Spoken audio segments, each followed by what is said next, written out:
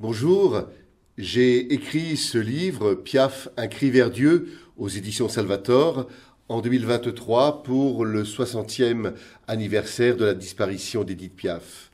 Édith Piaf, c'est une voix, c'est une carrière internationale, c'est aussi un chemin de foi, un chemin spirituel peu connu.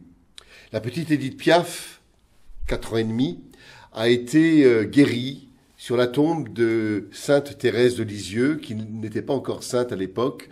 Elle a été guérie d'une kératite.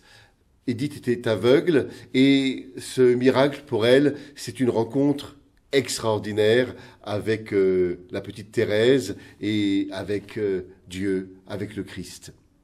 En 1925, Édith a 10 ans, elle est sur les routes avec son père, elle accompagne son père acrobate de rue à Saint-Jean-de-Maurienne, quand tout à coup, elle fait une fugue et elle décide de partir à Lisieux. 1925, c'est l'année de la canonisation de Thérèse. Édith réussit cette fugue, elle se retrouve devant la châsse de Sainte Thérèse et elle dit « J'ai vu ce qu'était la vraie gloire, ce qui m'a permis plus tard de ne pas croire en la mienne ».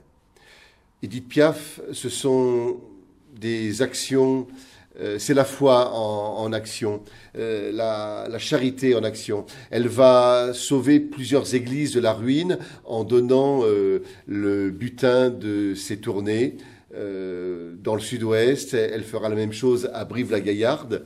C'est aussi Édith Piaf, une chanteuse qui sauve un prêtre du suicide. Tout ceci est raconté dans le livre à partir de témoignages de Charles Dumont, qui a composé « Non, je ne regrette rien », d'Hugues Vassal, qui fut son photographe, mais aussi de certains compagnons de la chanson que j'ai eu le bonheur de connaître. Les Compagnons, un groupe mythique qu'elle lance en 1947 aux États-Unis.